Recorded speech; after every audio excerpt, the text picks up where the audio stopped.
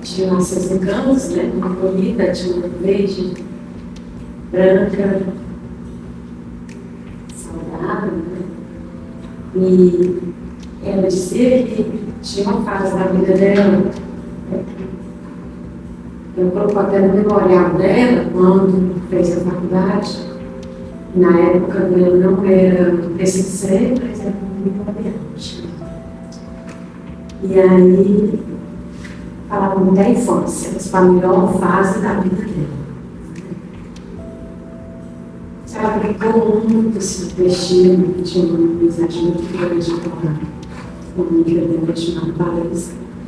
A gente brincava também em casa, inclusive, eu gosto de dizer que quando ela saía e deixava nós duas, a gente tinha que limpar a casa, por exemplo, a gente dividia os compartimentos da casa, brincava cada uma, cuidava daqueles pontos como se fosse a sua própria casa, e a gente limpava a casa brincando.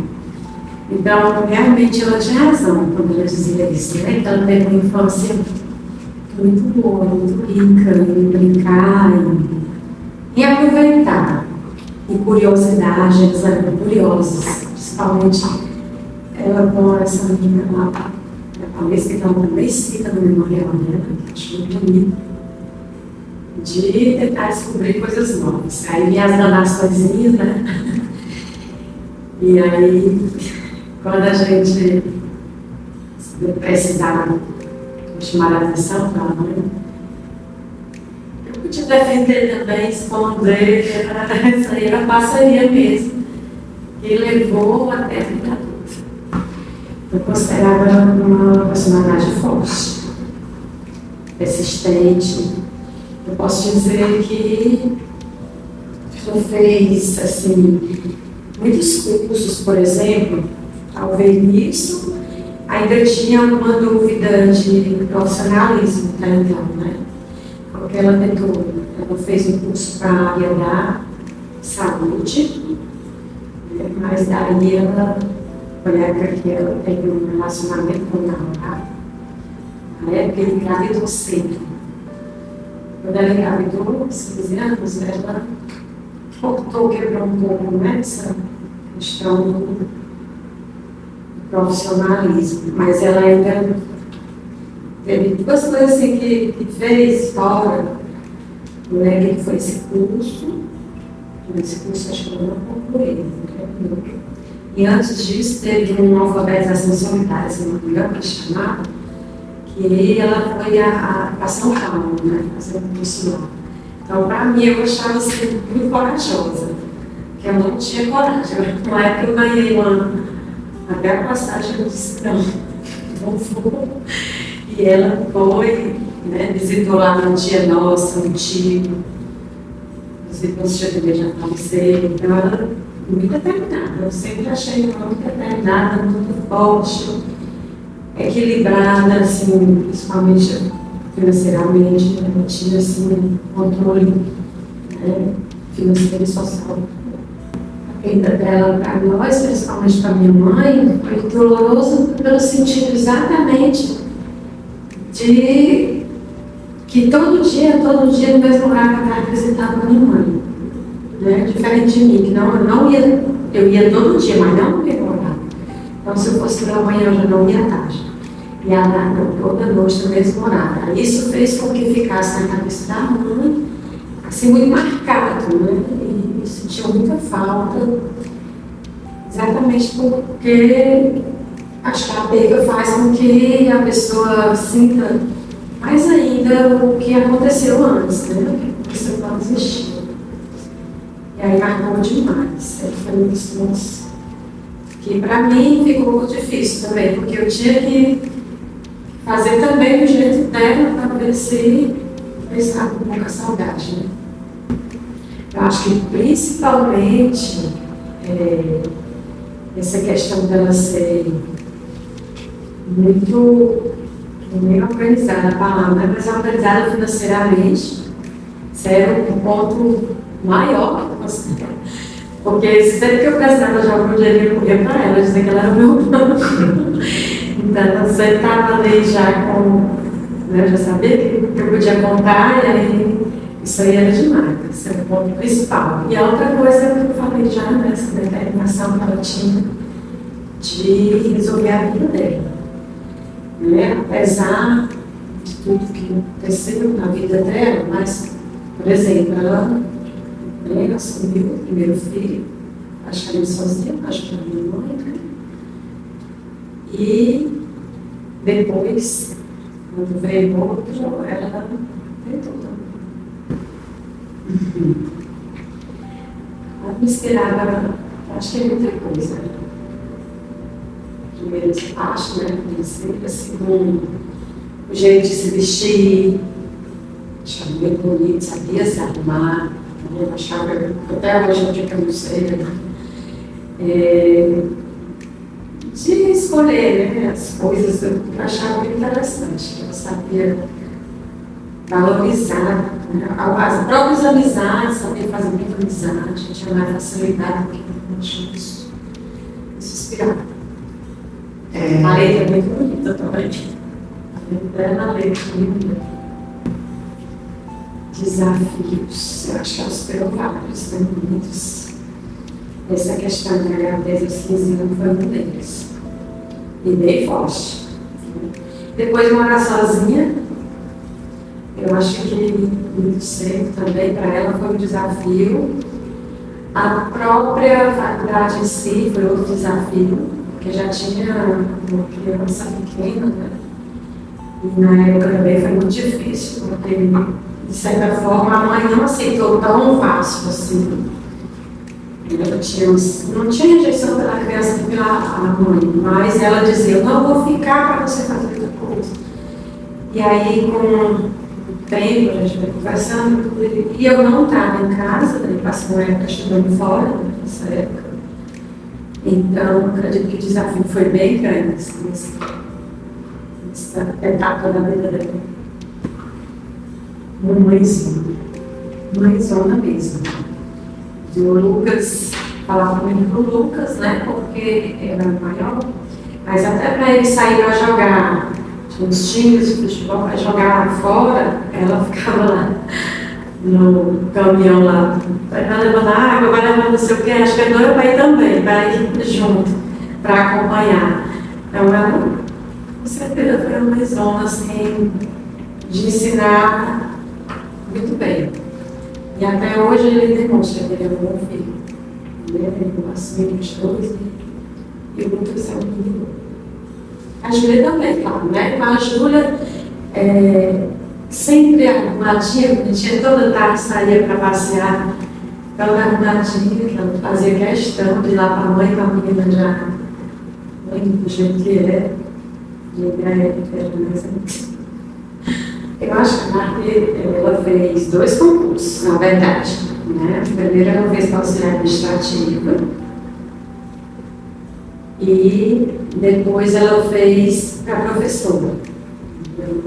E a convivência dentro da escola mesmo, no ambiente educacional, levou ela a ser professora, porque eu via, acho que esse caminho dos alunos, que era muito grande, mesmo por sinal, a gente sentia, eu sentia mais proximidade dos alunos com os professores antes do que agora. Agora eu já não vejo tanto. E naquela época a gente tinha mesmo essa de conhecer, de abraçar, de acolher. E mesmo quem trabalhava dentro da escola, nas secretarias, eles também, os alunos também chegavam até eles. Tinha todo esse vínculo que era construído dentro das escolas. E eu acho que isso fez com que ela fosse professora. Né? Até no final a gente estava trabalhando as duas na mesma escola e está sendo um trabalho muito bom, muito construtivo, de forma geral, tanto no aprendizado dos alunos, especialmente dela, né, como na escola como um todo.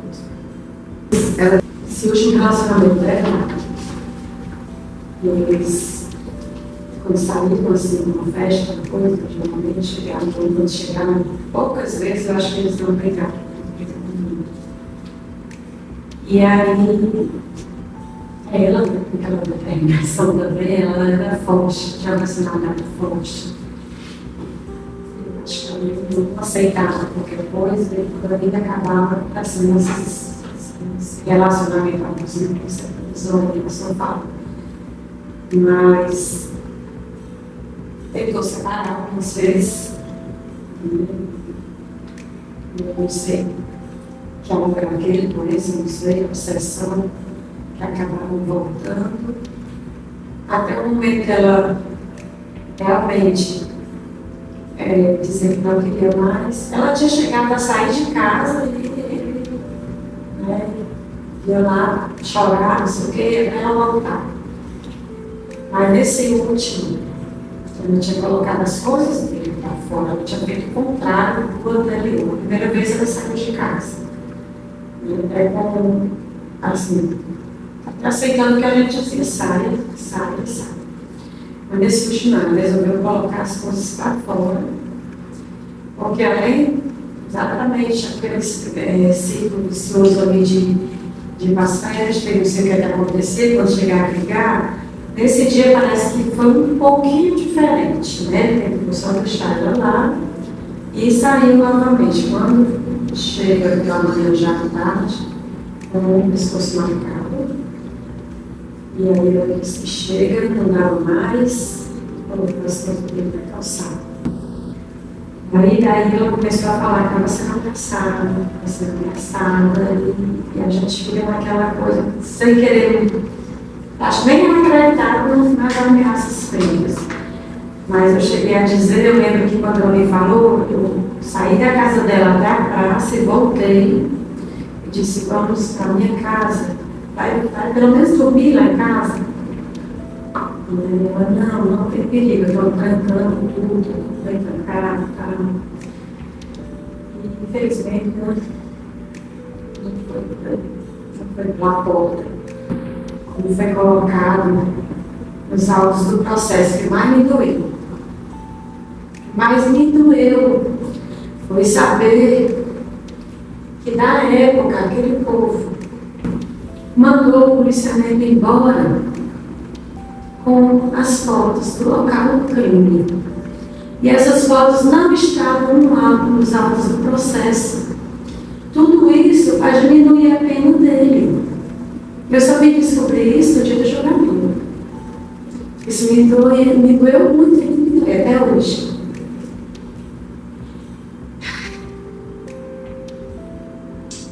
Mas Deus é tão maravilhoso que Ele cumpriu, né, a lei horrorosa do nosso país, divide em 3 partes a pena. Então, foi 18 anos, ele foi condenado duplamente, né, um homicídio duplamente qualificado. Era para ter sido triplicamente qualificado. E aí termina com 18 anos e ficou só 6 presos, né? Divide por 3. Os outros 6 era para dormir, mas quando ele sai, depois de 6 anos, ele comete o auto delito e ele é preso novamente. Hoje ele está preso, segundo as informações que eu sei. E aí eu digo, essas pessoas que tentaram diminuir a pena dele, que não era daquela forma. Ele tinha que passar mais tempo do que ele estava. Nós éramos muito próximas e iniciamos essa aproximação no nosso trabalho. Nós éramos professoras contratadas da Escola Edith. E quando eu vim morar aqui em General, eu aluguei uma casa próxima dela, parede e meia com a dela. Era a casa da mãe dela e ela morava do lado. Então, desse jeito, nós nos aproximamos, trabalhávamos na mesma escola e morávamos muito próximos, né? E a gente sempre dizia que éramos como se fôssemos irmãs, porque nós tínhamos muitas afinidades, né? E assim, ela é uma pessoa que falava que ela tinha vontade de falar. E às vezes eu dizia assim, é muito direta, né? Mas enfim, a gente se deu bem, acho que exatamente por isso, né? Ela não media muito as palavras e a gente combinou. Eu acho que eu sempre gostei, né, dessa sinceridade que ela tinha. Extremamente responsável com o trabalho, né, com o aprendizado dos alunos. A gente discutia muito, né, a nossa relação com os alunos. Tudo. Eu me lembro que uma vez nós deixamos uma aluna que a menina tinha muita dificuldade. E aí, nessa época, eu trabalhava com história e a DARC com português. E nós fomos as únicas professoras que dissemos que a aluna não tinha condição de ser aprovada, né? E nós batemos o pé e realmente seguramos e assim, fomos as únicas. A gente pensava muito parecido, né? E tínhamos essa responsabilidade de não aprovar um aluno que não tinha condição de seguir, né? Não tinha todas as habilidades próprias para ir para o ano seguinte, né? Para a série seguinte. E nós fomos as duas. Isso mostra a responsabilidade que ela tinha, não era só para a gente estar ali dando aula e passar todos os alunos, né? A gente tinha essa responsabilidade de aprovar realmente quem tinha condição de seguir. Ela me falava muito que tinha medo, né, da pessoa, e eu não entendia, né? Na verdade, eu venho de uma realidade que eu nunca vi nenhuma relação abusiva, né? Nem dentro da minha família, nem na minha vizinhança, né? Eu sou do distrito de Canafístula e lá as pessoas são muito pacíficas. A gente não tinha nunca tinha vivenciado, nunca tinha estado perto de uma pessoa que sofria esse tipo de abuso, né? E não entendi. Depois, né, de tudo que aconteceu, eu comecei a prestar atenção em coisas que ela falava e que eu não associava. Quando ela dizia, né, que tinha medo, eu pensava que era assim, tinha medo dele ficar sempre atazanando ela, querendo voltar e tudo mais. E na verdade não era medo pela própria vida dela, né, pela segurança física dela. Mas eu não entendia, né? E às vezes eu me sinto que não fui uma amiga ouvinte como realmente deveria ser. Acho que é isso. Porque com o tempo eu fui percebendo, né, me lembrando de conversas, do que ela falava, e assim, que talvez eu pudesse ter feito alguma coisa, pudesse ter aberto os olhos dela, pudesse ter pedido ajuda a alguém, mas não era uma vivência minha, assim, de entender, interpretar o quanto ela tinha medo e o quanto ela estava sendo ameaçada. As pessoas que conviviam com eles não conseguiam, jamais diriam que isso pudesse acontecer, né? Que essa extrema violência poderia acontecer. A morte dela, né, foi de uma covardia imensa e eu tenho absoluta certeza que todos nós que éramos do ciclo de amizade da DARC, nenhum de nós esperávamos, né, esse tipo que chegasse a esse extremo, né? Nem ela. Né? Eu acredito que para a violência que foi, para esse desfecho absurdo, né, ninguém esperava.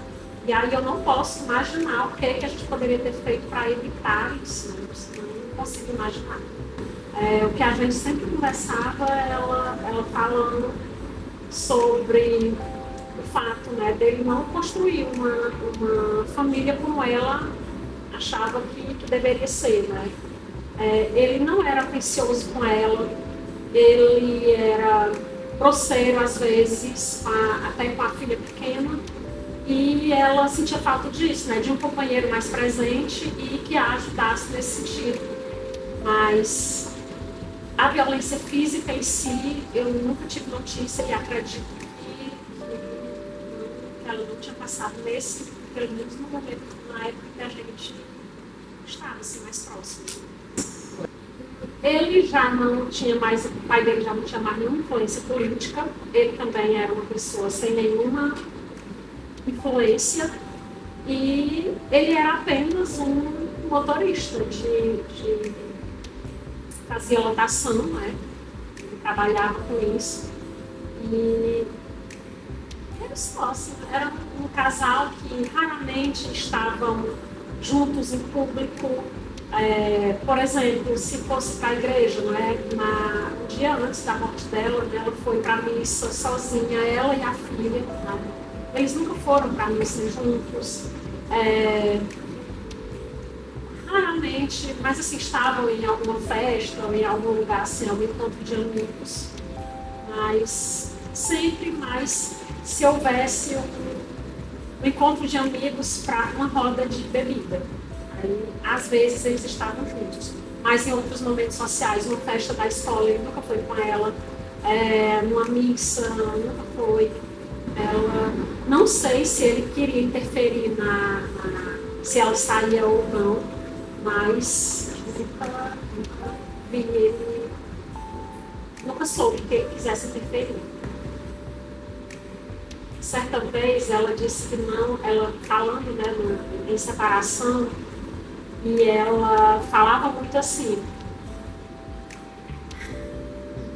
citava o nome dele, que eu não gosto de falar, e ele quer que eu faça isso, ele quer que eu faça, ele quer bem que eu faça aquilo, porque ele merece isso. E aí eu perguntei assim, e o que é que você merece? Você fala, né, do que o povo espera de você, do que ele espera de você, e o que é que você quer, o que vai ser melhor para você, né?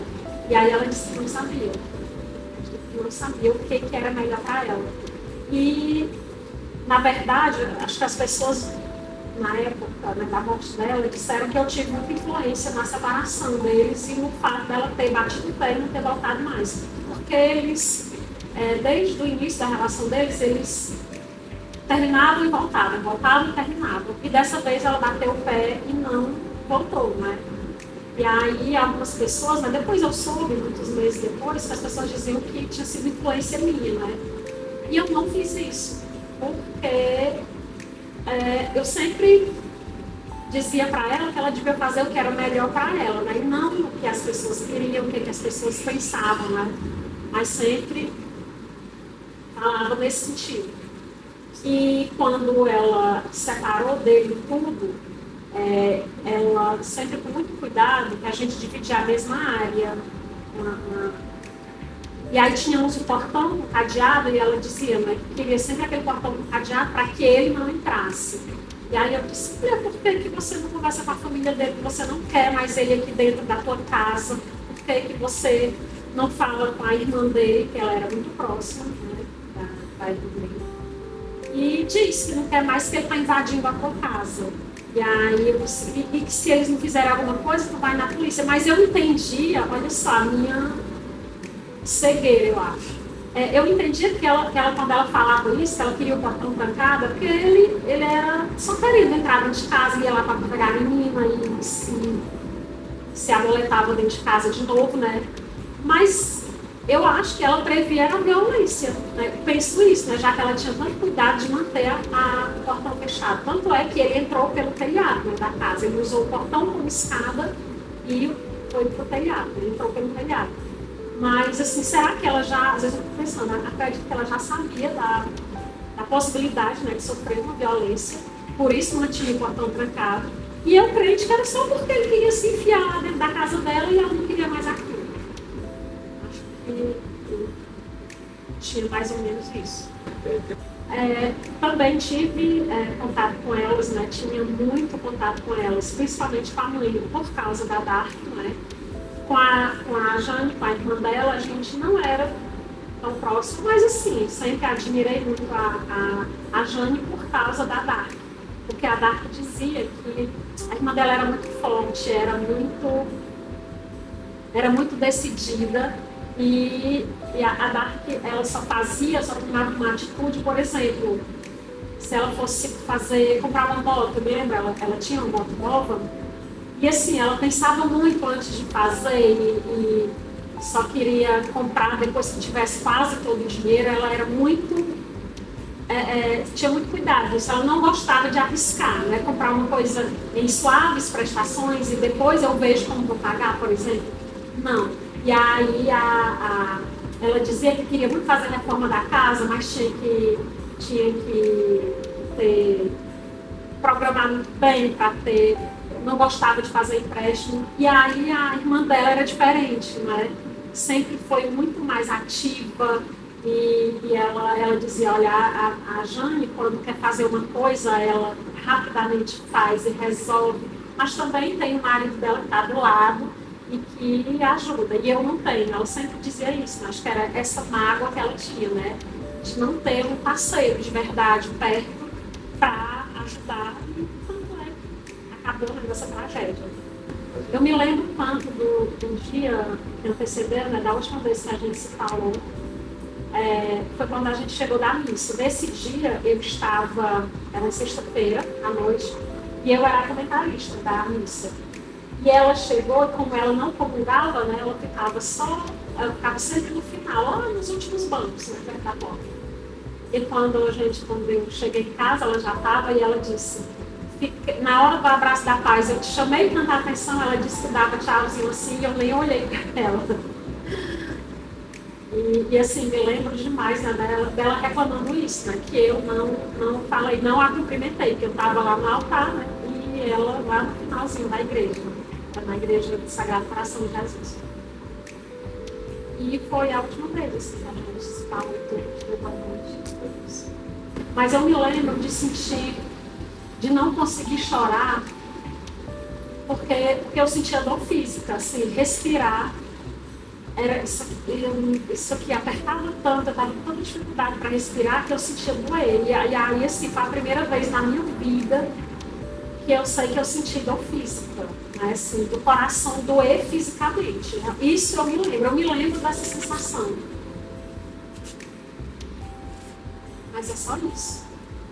Só me lembro do que eu senti, assim, mas não me lembro das coisas, não me lembro das pessoas com quem eu falei. Não me lembro.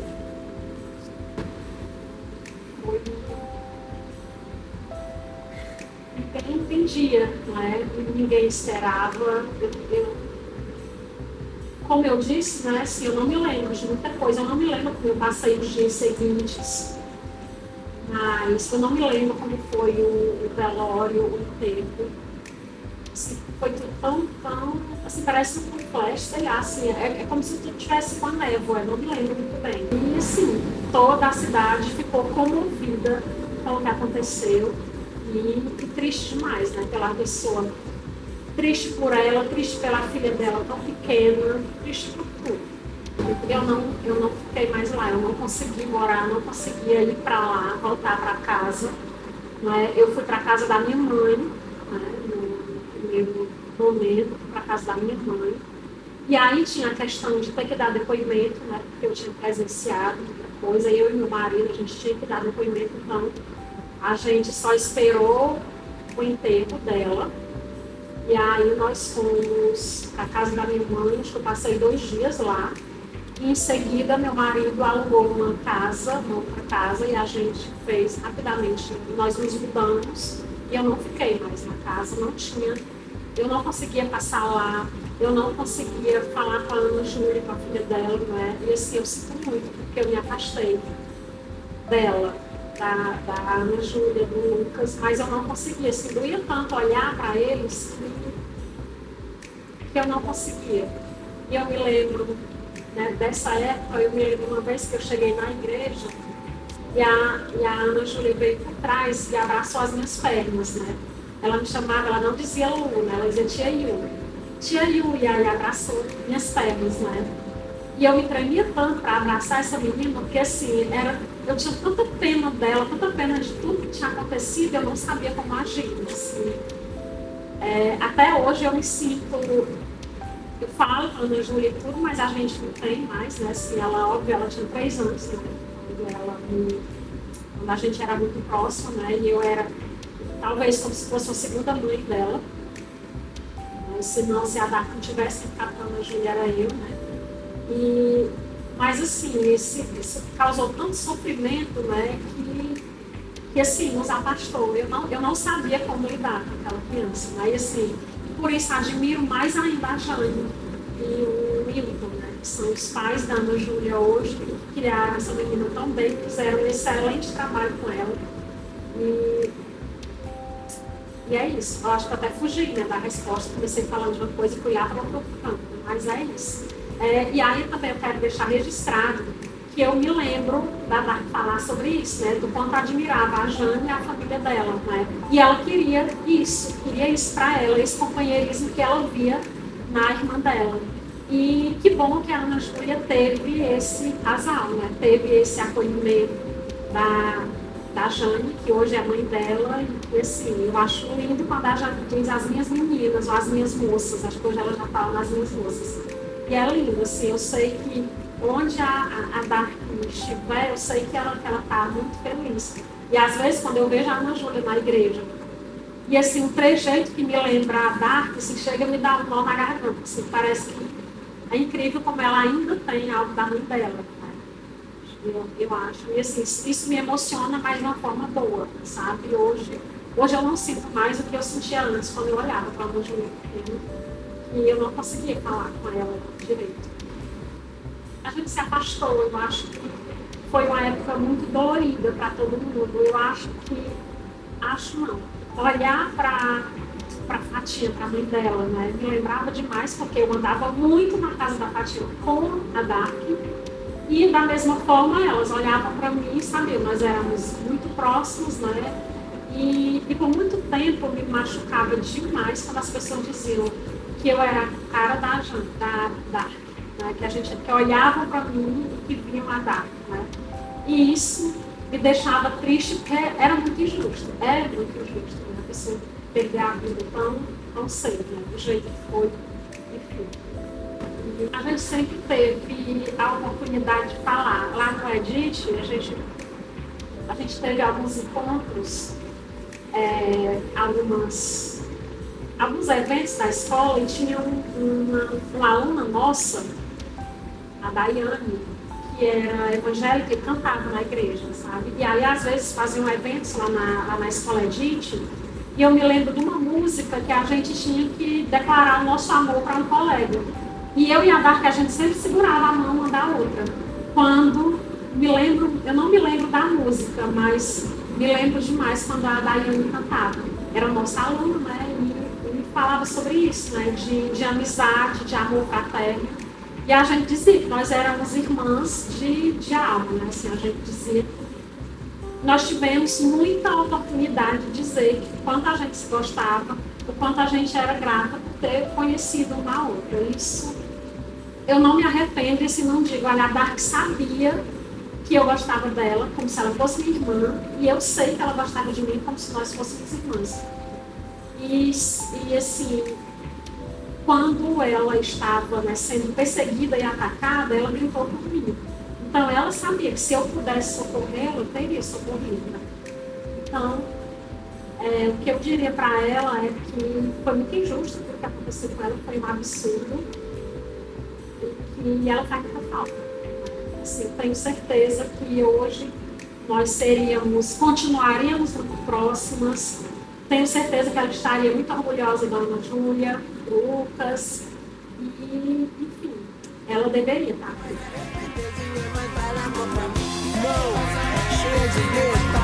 Cheio de